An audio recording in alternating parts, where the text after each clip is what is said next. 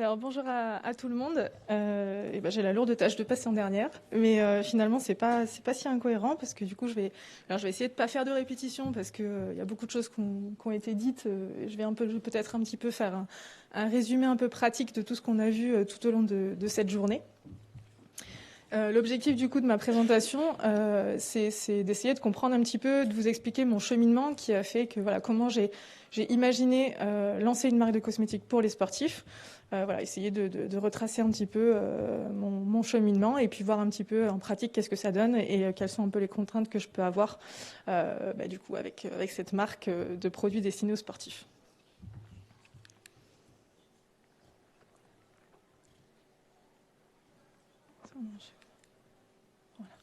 Alors pour démarrer, je vais me présenter.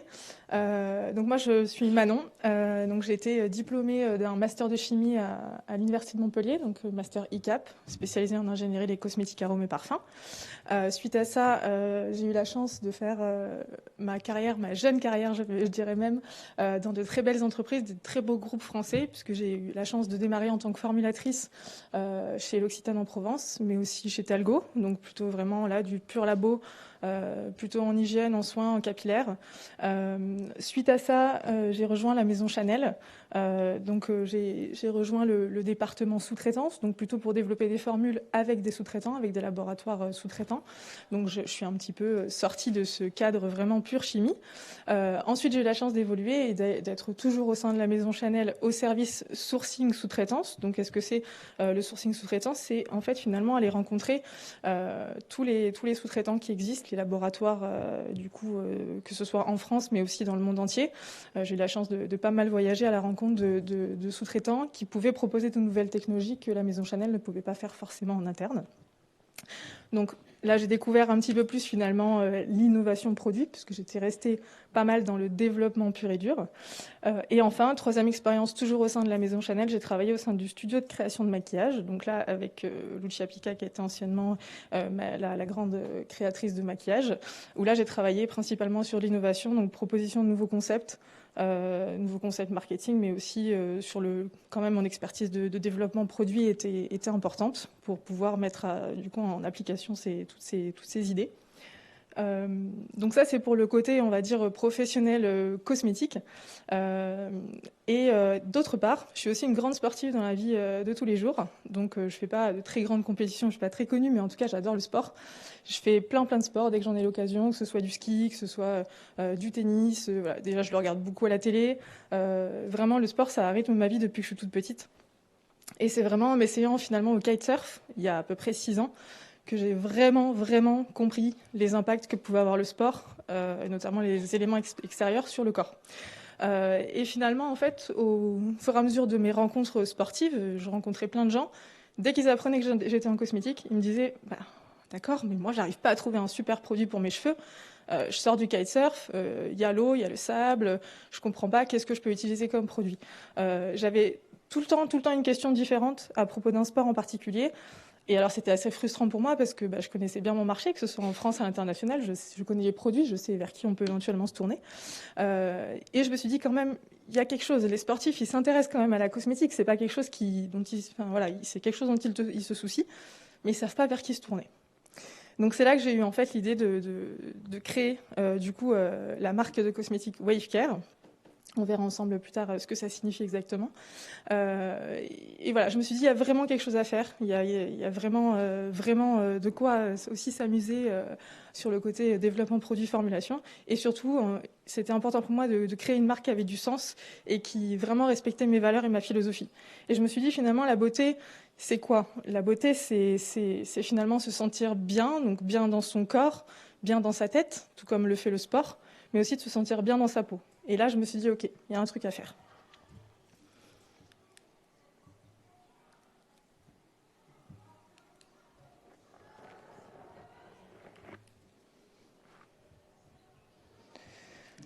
Donc finalement, je me suis un peu intéressée un peu au marché, aux sportifs, plus en détail avec des vrais chiffres, parce que quand on monte une marque, une entreprise, il faut apporter du concret. C'est pas tout d'avoir une bonne idée, tout le monde a plein de bonnes idées, mais il faut que ça puisse tenir la route sur tous les aspects pour qu'on puisse mener à bien une entreprise. Et donc j'ai regardé qu'en fait, il y a 65% des sportifs aujourd'hui qui pratiquent une ou plusieurs activités physiques pour améliorer leur bien-être.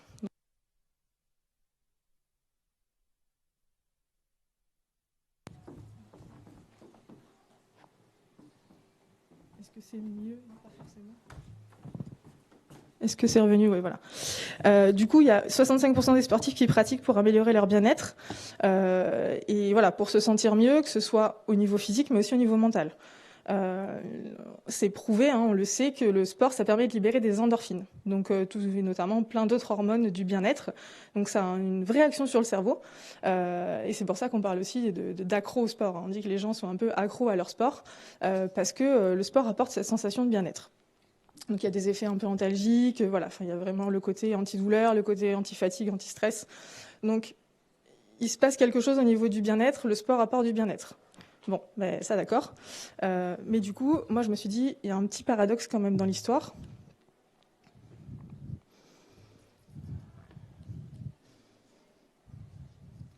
Parce que du coup, le sport permet de se sentir bien. Mais à côté de ça, il est quand même une énorme source d'inconfort pour le corps et notamment pour la peau. Et quand je parle de la peau, je parle aussi des cheveux, puisqu'on est un cosmétique. Donc du coup, qu'est-ce qui se passe? Je ne vais pas trop détailler parce qu'on l'a quand même pas mal vu, mais quand on fait du sport, on pousse vraiment le corps dans des états d'inconfort. Donc il y a des facteurs internes qui rentrent en jeu, qui ont des effets sur le corps. Donc on va avoir de la transpiration, de la chaleur, de la douleur. Donc tout ça, ça va se lire à travers la peau, finalement, ça va ressortir par la peau. Il y a aussi tous les facteurs externes. Donc on l'a vu aussi, on a parlé de vent, on a parlé de soleil, d'eau chlorée, d'eau salée. Donc la peau, c'est le premier organe qui est impacté par l'environnement extérieur. Donc quand on fait du sport, et notamment en extérieur, on a aussi les effets du coup de l'environnement extérieur. Donc du coup, le paradoxe dont je parlais, c'est que, ok, le sport permet de se sentir bien, mais il permet aussi de se sentir pas super bien, parce que du coup, on a les effets un peu néfastes du sport, et surtout on s'en rend compte après l'effort. Donc on sait scientifiquement que le sport permet la libération d'endorphines, et ce, pendant environ 30 minutes après la pratique sportive. Pendant 30 minutes après la pratique sportive, et ensuite ça s'estompe. Donc finalement, sensation de bien-être qui est un peu écourtée par tout ça, par le fait d'avoir des impacts sur la peau, sur les cheveux, sur le corps, et en plus, à la fin, on finit par plus se sentir bien. Donc moi, j'ai eu envie je me suis posé la question de comment on peut prendre soin du corps des sportifs tout en leur permettant de se sentir bien et d'améliorer leur bien-être, que ce soit un bien-être physique, mais aussi un bien-être qui soit mental.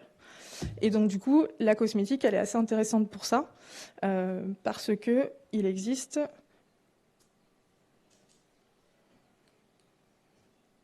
Si ça va bien fonctionner... Non.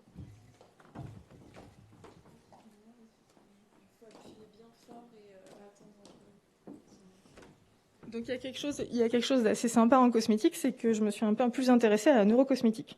Donc neurocosmétique, c'est quoi? C'est une science qui reconnecte un petit peu la peau et l'esprit. Donc on va se servir de la peau, en fait, pour pouvoir aller stimuler un petit peu le cerveau et reproduire un peu ses effets, produire un peu ses effets bien-être. Alors j'ai mis quand même Happy Cosmétique en dessous parce que neurocosmétique, c'est vraiment quelque chose qui est encadré et scientifiquement prouvé. La Happy Cosmétique, on va pouvoir jouer sur d'autres types de facteurs. Par exemple, on sait par exemple qu'un joli packaging, déjà, le fait d'utiliser un joli packaging, d'avoir peut-être une texture à transformation, ça va permettre déjà rien que de s'appliquer une texture à transformation, de libérer ce qu'on appelle de l'ocytocine. Donc c'est une hormone du bien-être aussi, qui vient procurer un effet bien-être. Donc finalement, on peut jouer sur plein de facteurs pour permettre de prolonger cette sensation de bien-être après le sport, grâce à la cosmétique.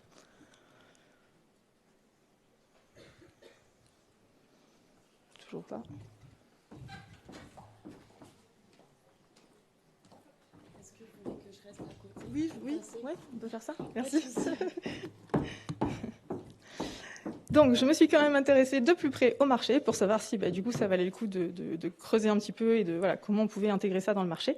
Alors, la cosmétique dans le sport, on va dire que c'est quand même encore aujourd'hui considéré comme un marché de niche, malgré tout, même s'il y a de plus en plus de produits qui sortent, de plus en plus de marques aussi aujourd'hui qui sortent à destination des sportifs.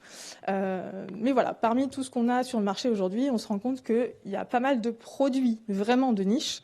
Je pense notamment à la protection solaire, notamment de 71%, qui est une marque qui fait des produits uniquement pour les surfeurs. Donc là, on voit que c'est bien, mais si on n'est pas surfeur, qu'est-ce qui se passe? Du coup, on a un petit peu du mal à s'identifier à une marque comme ça. Donc, problème d'identification. Il y a des marques de niche, justement, si on est une marque, il y a par exemple Climbon qui est une marque uniquement pour ceux qui font de l'escalade. Bon, c'est bien, mais bon, c'est une marque qui fait que des produits pour l'escalade. Si on fait pas de l'escalade, qu'est-ce qu'on a? Ensuite, il y a des marques traditionnelles, donc les grandes marques qu'on connaît, notamment L'Oréal, ils ont une gamme sport, mais quand même très souvent orientée homme-sport. Donc finalement, c'est un peu une connotation, le sport, c'est que pour les hommes, donc c'est pas forcément... voilà. Il y a quand même un manque d'identification, parce que quand on est sportif et qu'on a un besoin, on se dit pas, bon, tiens, je vais aller... Qu'est-ce qu'il y a chez Chanel ou autre comme produit? C'est pas forcément super évident non plus en termes d'identification pour les sportifs. Et justement, alors sur la plupart des marques qu'on retrouve, il y a beaucoup le focus performance. C'est vraiment ce on parle de ça en priorité. Je l'ai beaucoup entendu aussi dans les conférences aujourd'hui. Certes, la performance, elle est importante, mais il n'y a pas que ça. Il y a le volet bien-être aussi. C'est se faire du bien, prendre soin de soi, et pas toujours forcément être sur le volet performance. Donc, ce qu'on retrouve souvent, c'est effectivement déjà le froid, voilà, des produits qui sont un petit peu ce que j'appelle un peu classiques. Et moi, j'avais envie un petit peu de sortir de ça. Donc du coup, c'est comme ça que j'ai créé WaveCare. Donc Wave, c'est W-A-F-E. Donc en soi, ça ne veut rien dire tel quel. Mais il y a quand même une signification derrière, puisque du coup, le W fait référence à water, le A fait référence à air, le F fait référence à fire, symbolique plutôt du soleil, et E à earth. Donc pour ceux qui ne parlent pas anglais, mais je pense que tout le monde parle anglais ici, c'est les traductions de eau, air, feu et terre. Donc j'ai eu envie de vraiment créer une marque hyper ludique, parce que, et vraiment pour faciliter l'accès aux cosmétiques auprès des sportifs. Parce que le sportif, il n'a pas le temps d'aller dans les grandes surfaces, d'aller checker toutes les marques et de regarder qu'est-ce qu'il peut utiliser. Il a vraiment besoin d'être guidé, d'être accompagné, et ce, en plus, tout au long de l'année. Et s'il change de sport, il n'a pas forcément besoin de changer de marque. C'est un peu contraignant aussi. Donc c'est pour ça que j'ai créé WaveCare, dans l'idée de développer 4 gammes de produits. Donc la gamme Water, qui serait plutôt destinée à des sports d'eau, donc sport nautique, aquatique. La gamme Air, qui est plutôt axée sur tout ce qui est sport d'air. On va imaginer tout ce qui est sport en altitude, avec beaucoup de variations de température, du froid, voilà, du vent, etc. Feu, c'est plutôt, comme je disais, symbolique du soleil. C'est tous les sports qu'on va pratiquer au soleil. Donc là, dans la logique, ça sera une gamme qui sera destinée au solaire. Et la gamme Earth, c'est finalement tous les produits dont on va avoir besoin quand on fait un sport sur Terre. Ça peut être du sport en gymnase, ça peut être de la course en milieu urbain. Et donc ça, c'est vraiment une organisation que j'ai constituée comme ça, de façon à ce que quelqu'un qui pratique un sport en piscine, par exemple de la natation, mais aussi une personne qui pratique de l'aquabike, il va aller chercher ses produits chez WaveCare dans la gamme Water. Il ne va pas y avoir une marque pour les gens qui font de l'aquabike et une marque pour les gens qui font de la natation. Donc voilà un petit peu l'idée. Et donc ce qui est bien, c'est qu'on va pouvoir traiter des problématiques de peau, mais aussi de cheveux, qui sont différentes du coup d'une gamme à l'autre. Et voilà, et pour essayer un petit peu de regrouper tout ça et de devenir vraiment finalement la référence sur toute la cosmétique du sport. Donc concrètement, en formulation, alors voilà, le thème de la conférence, c'était plus d'axer sur la formulation, mais c'est difficile de parler que de formulation, puisqu'il y a vraiment plein de choses à prendre en considération quand on fait un produit, et notamment un produit pour le sport. On l'a vu, il y a réglementation.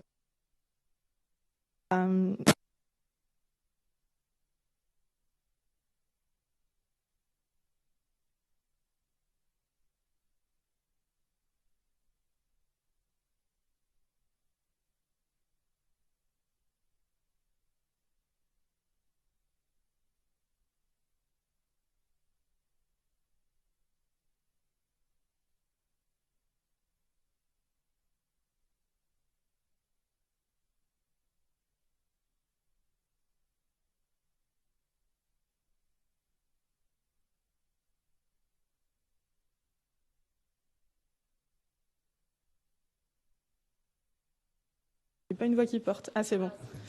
Donc je disais, le but, c'est difficile de parler uniquement de formulation parce qu'il y a plein de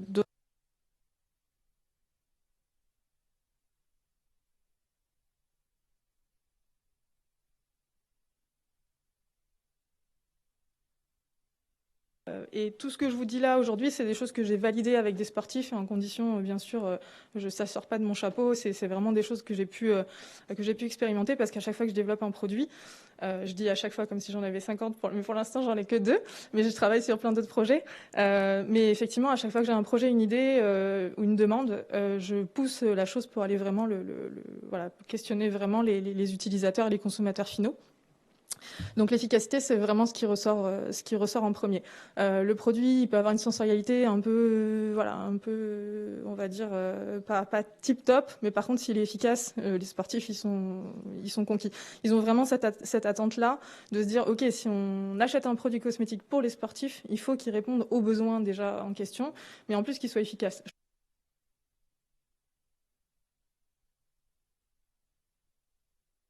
Quand il va une journée au bureau que quand il va faire 2 heures de course à pied. Voilà, c'est vraiment, il y a une là-dessus, il faut vraiment vraiment réfléchir à ça. Parce qu'il en va de la survie du produit et de la marque aussi, la crédibilité de la marque. La sensorialité, c'est quand même aussi important. Pourquoi ? Parce que il y a aussi le côté un petit peu pratique.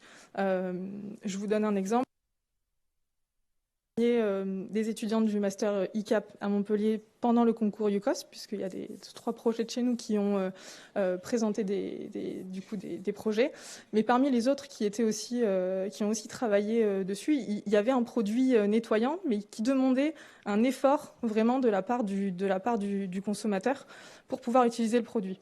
Et en fait, ça peut pas fonctionner. Demander aux sportifs de faire 5-6 gestes différents, plein de rituels, enfin, c'est pas possible. Il faut que le produit soit sensoriel et aussi, voilà, qu'il soit facilement applicable et qu'il s'étale bien, et qu'il tâche pas aussi sur les vêtements, etc. Donc tout ça, c'est quand même important. Ce qui est aussi important sur la sensorialité, c'est que moi j'ai imaginé les produits, tous les produits aujourd'hui de chez Wavecare seront mixtes. Voilà, donc il y a aussi ce volet, forcément texture, il faut que ça plaise aussi bien aux hommes qu'aux femmes, et ça marche aussi dans le parfum. Ensuite, le volet naturalité. Alors, oui, on l'a dit, hein, on l'a déjà entendu aujourd'hui, mais c'est un peu primordial aujourd'hui. La naturalité, on peut pas trop s'en passer. Et c'est d'autant plus vrai pour des sportifs qui font très attention à leur alimentation, à ce qu'ils utilisent.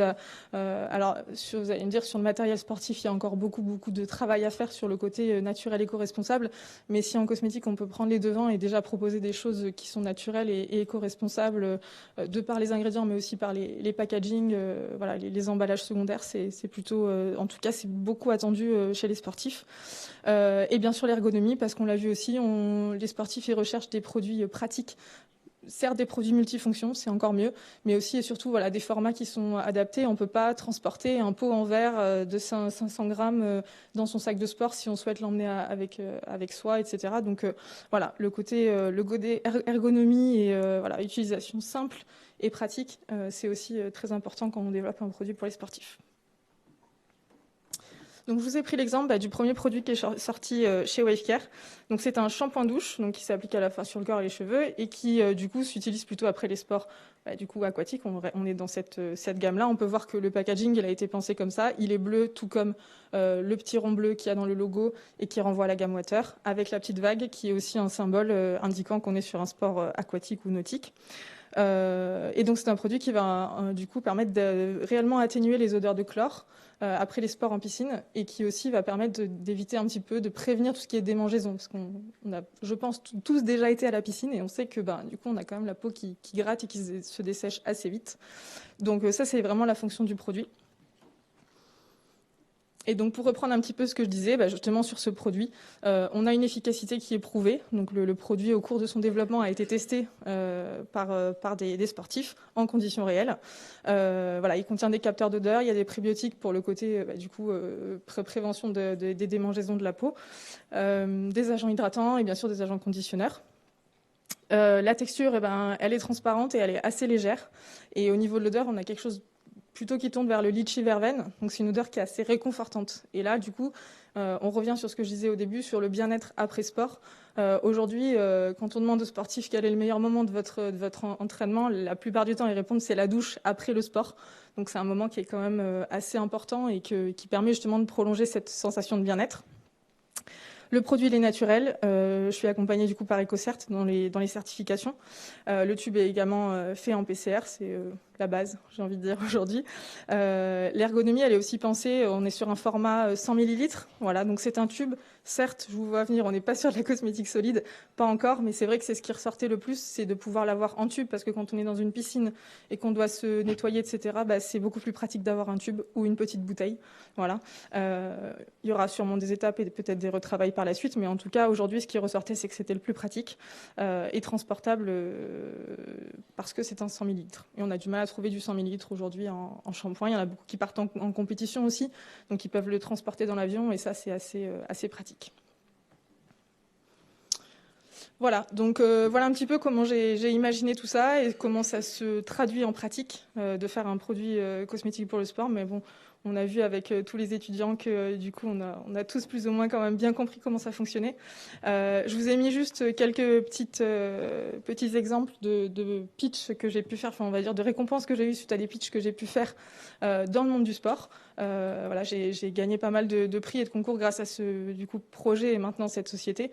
Donc simplement pour dire qu'en fait dans le monde du sport c'est quelque chose qui est extrêmement bien accueilli. Voilà, la cosmétique c'est pas quelque chose de très courant, ils n'ont pas du tout l'habitude de voir ça.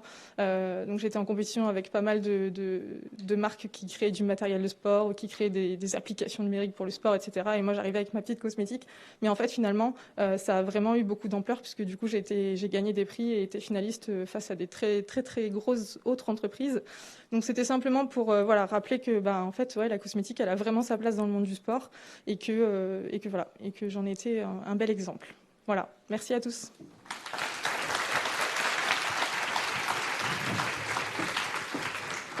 Merci pour ce témoignage intéressant et riche en enseignements, je pense, pour les étudiants qui sont là, qui auraient envie de créer leur entreprise. Et à ce sujet, alors, on voit bien que sur la partie formulation, marketing, il y a une très bonne connaissance du secteur sur lequel vous souhaitiez vous positionner, notamment la cosmétique sportive. La question que je me posais, c'était par rapport à la création, à votre projet de création, finalement, quels sont les principaux écueils qu'il faut éviter ou quelles sont les difficultés majeures que vous avez rencontrées? Est-ce que c'est plus sur la recherche du financement, le positionnement, la fabrication, les côtés réglementaires qu'on a évoqués tout à l'heure, qui est quand même particulièrement complexe, avec des allégations qui peuvent être parfois pas faciles à positionner, même en termes d'image. Donc je ne sais pas si vous avez un retour d'expérience à partager là-dessus, ça pourrait être intéressant. Bien sûr. Alors sur le volet développement produit, c'est vrai que j'ai la chance de venir de ce milieu-là et d'avoir déjà un bon réseau et de m'être entourée de bons partenaires. Donc c'est vrai que c'est cette chance que j'ai eue, c'est déjà de me libérer de ce volet technique, voilà, développement produit, ce qui n'est pas toujours le cas des entrepreneurs, parce qu'il y en a beaucoup qui arrivent avec une idée mais qui ne savent pas comment la mettre en œuvre. Moi, j'arrivais déjà avec limite les produits sur la table, donc ça, c'est plutôt, c'était pas forcément une difficulté, plutôt une chance. Par contre, sur tous les autres aspects, parce que quand on crée une société, on ne fait pas juste du développement de produits, on a la partie commerciale à gérer, on a effectivement le marketing à bien ficeler, on a effectivement toute la distribution, voilà, toute cette partie commerciale. Je pense que pour moi, ça a été le plus gros enjeu, parce que quand on sort du laboratoire, on a plein de bonnes idées, mais derrière, il faut que ça se vende. C'est la réalité, c'est le côté business. Quand on crée une entreprise, c'est ça qui, à terme, finalement, c'est ce qui est le plus important, c'est pour que ce soit pérenne et que ça... Déjà, il faut trouver son marché, il faut le valider. Et une fois que c'est validé, il faut que ça puisse ensuite continuer à se développer. Et donc, effectivement, il y a le volet financier. Donc, ce serait vraiment commercial et financier parce que, en fait, financer un produit cosmétique, ça coûte très cher. J'apprends ça à personne ici, je crois. Il y a des minimums de quantité aussi à respecter. Il n'y a pas beaucoup de labos qui font des petites quantités. Et même s'ils font des petites quantités, du coup, ça revient plus cher. Finalement, c'est un peu la même chose que de faire des milliers de pièces. Donc, toute cette partie logistique aussi à gérer, voilà, toute cette partie financière. C'est pas tant du coup le développement parce que c'est vraiment quelque chose que, voilà, de par mon expérience, j'ai réussi à mener à bien. Mais c'est tout le après, une fois qu'on a le produit, comment voilà, aller à la rencontre des sportifs, le présenter, prendre des retours, voir comment ça se passe. Il y a aussi un peu cette inquiétude. Voilà, j'ai eu la chance que les produits étaient vraiment très très bien accueillis, notamment le anti-chlore. J'ai sauvé la vie de pas mal de gens, mais au final, voilà, c'est la réalité et c'est ce à quoi je suis confrontée tous les jours. Donc c'est parfois un peu frustrant et en même temps, c'est un vrai défi, un vrai challenge parce que on a des produits, on sait comment les faire, on a des super fournisseurs d'ingrédients, de packaging, voilà, on a été bien formés. Mais derrière, ce qui se passe, c'est qu'il faut qu'ils soient achetés, ces produits, et voilà, qu'il y ait une réponse derrière du marché. Et là, on passe donc de formulateur à chef d'entreprise. Et du coup, sur la notion d'accompagnement aussi, sur le territoire où vous étiez implanté, je suppose qu'il y a un écosystème qui vous a peut-être accompagné sur vos développements. Je pense au Technopole, aux chambres de commerce, peu importe. L'ensemble de l'écosystème vous a un peu suivi pour vous permettre d'avoir ce regard nouveau sur la création d'entreprise. Oui, tout à fait. J'ai eu la chance d'être sélectionnée pour intégrer des incubateurs. Donc, incubateurs, pour ceux qui ne savent pas, c'est des structures qui accompagnent les jeunes entreprises ou les porteurs de projets à se développer en leur mettant à disposition différentes ressources. Ça peut être des ateliers, des intervenants, des rendez-vous avec des intervenants sur des sujets spécifiques comme la partie commerciale, la communication. Ça peut être sur différents volets, le volet juridique aussi. Donc ça m'a vraiment bien aidé. Ça m'a permis aussi d'avoir accès à pas mal de concours aussi, comme je disais, donc avoir une certaine visibilité déjà assez rapidement. Ça permet de faire vraiment sécuriser aussi le projet et voir si il peut tenir la route, parce que eux, ils mâchent pas leurs mots. S'il y a quelque chose qui va pas, ils le disent.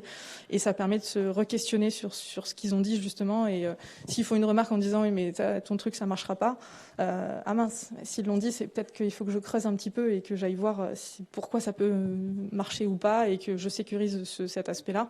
Donc là-dessus, c'est vrai que ça m'a pas mal aidé. Ouais. Et donc, ils vous ont challengé sur, alors je rebondis sur une question, sur la rentabilité de votre projet, parce que je parlais de coûts de production, positionnement, de marge, de réseau de distribution, je suppose. Donc, est-ce que vous êtes aujourd'hui, je crois que l'entreprise a 2 ans, c'est ça à peu près Oui, ça fait 1 an et demi que le produit est sorti, ouais. J'en ai un deuxième qui est sorti là tout récemment. Et effectivement, la rentabilité, c'est la question. C'est la question. Ce qui fait la rentabilité, c'est d'avoir cette bonne maîtrise du développement du produit, des coûts de production, de comprendre comment ça fonctionne. Et du coup, trouver effectivement, comme j'ai dit, son marché, son public. Par exemple, si je vous reprends le cas du shampoing douche après piscine, la majorité des clients, c'est des triathlètes qui vont à la piscine très régulièrement, des nageurs principalement. Donc j'ai participé à pas mal d'événements sportifs pour faire connaître le produit. Au début, ça n'a pas été simple, mais petit à petit, les gens, ils ont « Ah tiens, j'ai vu ce produit-là à tel endroit, puis je l'ai vu là. Ah je l'ai vu à ma boutique où je vais acheter mon maillot de bain et mon bonnet de bain. » Donc finalement, ça fait son petit chemin, et après, ils se laissent tenter. Et voilà. Et après, ils se disent « Je peux plus m'en passer », parce qu'effectivement, quand on sent plus clair en sortant de la piscine, pour certains, ça peut être très contraignant. Donc voilà. Et après, effectivement, il y a ce développement de nouveaux produits qui peut poser problème, parce que c'est encore réinvestir de nouveaux fonds alors que celui-là est encore en train de se développer. Donc c'est toute une gestion vraiment au quotidien qui n'est pas infaisable. Mais effectivement, la rentabilité du produit, elle a été calculée dès le début, et elle doit être bien suivie tous les jours. Et puisqu'on parle de finances, j'ai une question aussi d'un futur créateur, je pense, qui se pose des questions sur à partir de combien de temps on peut se rémunérer quand on porte un projet comme ça. C'est une très très bonne question. C'est une question qui est un peu différente. En fait, finalement, j'aime pas vraiment ces questions un peu toutes faites qu'on me pose souvent. Ça va réellement dépendre du montant avec lequel vous démarrez une entreprise, en fait. Moi, j'ai démarré avec mes moyens à moi. Je vous avoue qu'ils sont pas énormes, mais j'ai eu la chance d'avoir des prêts bancaires, par exemple, de gagner des concours qui m'ont permis d'avoir des subventions. Je suis accompagnée par la Bourse French Tech, donc la BPI, qui finance aussi tes projets d'innovation. Ils ne financent pas tout, donc c'est la réalité aussi. Des projets cosmétiques, ils en ont des dizaines et des dizaines par jour, donc il faut garder ça en tête. Donc en fait, tout va dépendre. Est-ce que vous créez cette société pour vous rémunérer? Si c'est le cas, très honnêtement, il ne faut pas espérer se rémunérer avant au moins les 3 premières années. De toute façon, on entend beaucoup ça dans les statistiques, mais c'est une réalité. Si vous ne passez pas les 3 ans, c'est compliqué. Ou en tout cas, il faut aller chercher d'autres fonds. Après, on parle de levée de fonds. Il y a l'émission qui va être mon associé aussi, qui est là sur M6, qui promouvoit pas mal de choses, qui promeut, pas mal de choses. Tout va réellement dépendre. Il faut garder en tête que, évidemment, au démarrage, il y a énormément de dépenses. Il y a plein de choses mais même en anticipant un maximum de choses, on n'arrivera jamais à tout anticiper. Donc, il faut vraiment garder ça en tête. Et voilà. Et après, gérer au mieux, c'est vraiment juste de la gestion et de l'organisation. Merci pour ce témoignage. Je pense que ce sera en tout cas, ça a été riche. Vous avez été très transparente, donc c'est intéressant pour les étudiants qui se projettent dans la création d'entreprise. En plus, là, un beau projet qui a l'air de bien démarrer. Sur le territoire breton, il y a aussi des organismes qui peuvent accompagner, justement, parler de Bourse French Tech, voilà, Technopole Anticipa, ou même nous, à Biotech Santé Bretagne, on accompagne ces porteurs de projets sur le financement. Donc, on est là aussi pour aider les porteurs. Donc, s'il y a des vocations, n'hésitez pas à venir. Et encore merci pour ce témoignage. Merci à vous.